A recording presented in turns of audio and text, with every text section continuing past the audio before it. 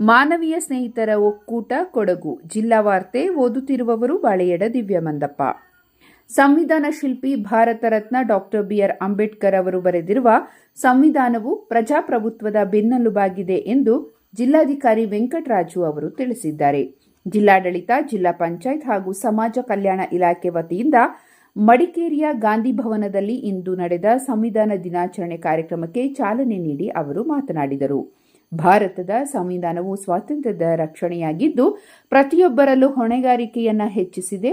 ಭಾರತೀಯ ಪ್ರತಿಯೊಬ್ಬರಿಗೂ ಸ್ವಾತಂತ್ರ್ಯ, ಸಾಮಾಜಿಕ ನ್ಯಾಯ ಮತ್ತು ಸಮಾನತೆಯನ್ನು ಎತ್ತಿ ಹಿಡಿದಿದೆ ಎಂದು ಜಿಲ್ಲಾಧಿಕಾರಿ ಅವರು ವಿವರಿಸಿದರು. ಮೈಸೂರು ಕೊಡಗು ಲೋಕಸಭಾ ಕ್ಷೇತ್ರ ವ್ಯಾಪ್ತಿಯಲ್ಲಿ ತಂಬಾಕು ಬೆಳೆಗಾರರ ಸಂಖ್ಯೆ ಹೆಚ್ಚಾಗಿದ್ದು, ಇವರ ಸಮಸ್ಯೆಗಳನ್ನು ಕೂಡಲೇ ಪರಿಹರಿಸಬೇಕು ಎಂದು ಮೈಸೂರು ಕೊಡಗು ಲೋಕಸಭಾ ಕ್ಷೇತ್ರದ ಸಂಸದರಾದ ಯದುವೀರ್ ಕೃಷ್ಣದತ್ತ ಚಾಮರಾಜ ಒಡೆಯರ್ ಮನವಿ ಮಾಡಿದ್ದಾರೆ. ಈ ಸಂಬಂಧ ಕೇಂದ್ರ ವಾಣಿಜ್ಯ ಖಾತೆ ಸಚಿವರಾದ ಪಿಯೂಷ್ ಗೋಯಲ್ ಅವರಿಗೆ ಪತ್ರ ಬರೆದಿರುವ ಸಂಸದರು ತಂಬಾಕು ಖರೀದಿಗೆ ಬೇಕಾಗಿರುವ ಅಗತ್ಯ ಕ್ರಮಗಳನ್ನು ಕೈಗೊಳ್ಳಬೇಕು ಎಂದು ತಿಳಿಸಿದ್ದಾರೆ. ಈಗಿರುವ ಮಾಹಿತಿ ಪ್ರಕಾರ ಸುಮಾರು 10,000 ಕಾರ್ಡ್ದಾರ ಬೆಳೆಗಾರರು ಸುಮಾರು 10 ಮಿಲಿಯನ್ ಕೆಜಿ ತಂಬಾಕು ಬೆಳೆದಿದ್ದಾರೆ. ಆದರೆ ಇದನ್ನು ಅನಧಿಕೃತ ಎಂದು ಘೋಷಣೆ ಮಾಡಿರುವುದರಿಂದ ಬೆಳೆಗಾರರು ಸಂಕಷ್ಟಕ್ಕೀಡಾಗಿದ್ದಾರೆ ಎಂದು ಪತ್ರದಲ್ಲಿ ವಿವರಿಸಿದ್ದಾರೆ.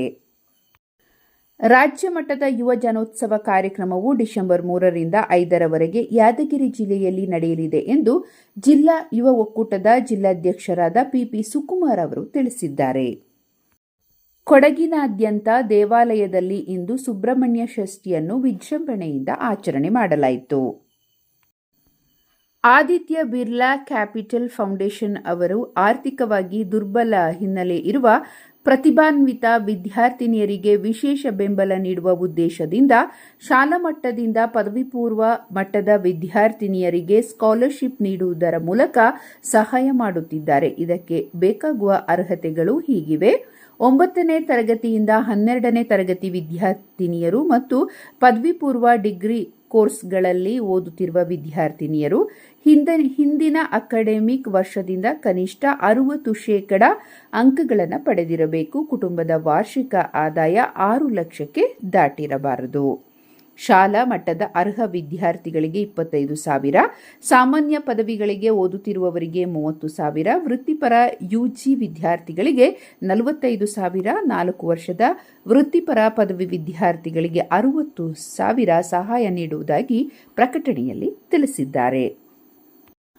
ಅಪಘಾತದಲ್ಲಿ ಸಾವನ್ನಪ್ಪಿದ ಐಎಎಸ್ ಅಧಿಕಾರಿ ಮಹಂತೇಶ್ ಬಿಳಗಿ ಅವರಿಗೆ ಮುಖ್ಯಮಂತ್ರಿಗಳ ಕಾನೂನು ಸಲಹೆಗಾರರು ಹಾಗೂ ವಿರಾಜಪೇಟೆ ವಿಧಾನಸಭಾ ಕ್ಷೇತ್ರದ ಶಾಸಕರಾದ ಎಎಸ್ ಪೊನ್ನಣ್ಣ ಅವರು ಸಂತಾಪ ಸೂಚಿಸಿದ್ದಾರೆ.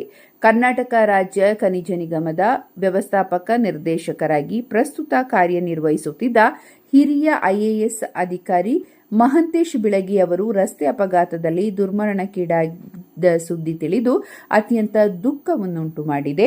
ರಾಜ್ಯದ ಆಡಳಿತ ವ್ಯವಸ್ಥೆಯ ಹಲವು ಜಿಲ್ಲೆಗಳಲ್ಲಿ ಉತ್ತಮ ಸೇವೆ ಸಲ್ಲಿಸುತ್ತಾ ಜನ ಮನಸ್ಸಲ್ಲಿ ಉತ್ತಮ ವ್ಯಕ್ತಿಯಾಗಿದ್ದ ಇವರ ಅಗಲಿಕೆಯು ರಾಜ್ಯದ ಜನತೆಗೆ ತುಂಬಲಾರದ ನಷ್ಟ ಉಂಟಾಗಿದೆ ಎಂದು ಸಂತಾಪ ಸೂಚಿಸಿದರು.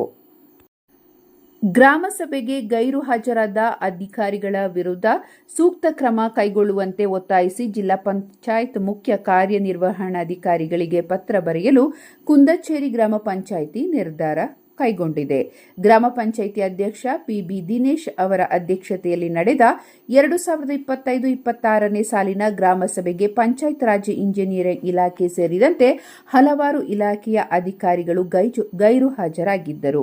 ಗ್ರಾಮ ಸಭೆಯಲ್ಲಿ ಹಾಜರಿದ್ದ ಸಾರ್ವಜನಿಕರು ಹಾಜರಾದ ಅಧಿಕಾರಿಗಳ ನಿರ್ಲಕ್ಷ್ಯದ ವಿರುದ್ಧ ತೀವ್ರ ಅಸಮಾಧಾನವನ್ನು ವ್ಯಕ್ತಪಡಿಸಿದ್ದಾರೆ. ಸೋಮರ್ಪೇಟೆ ನಗರ ಯುವ ಕಾಂಗ್ರೆಸ್ ಸಮಿತಿಯ ಅಧ್ಯಕ್ಷರಾಗಿ ಯುವ ಮುಖಂಡ ಜಿಆರ್ ಸುಹಾಸ್ ಅವರು ನೇಮಕಗೊಂಡಿದ್ದಾರೆ.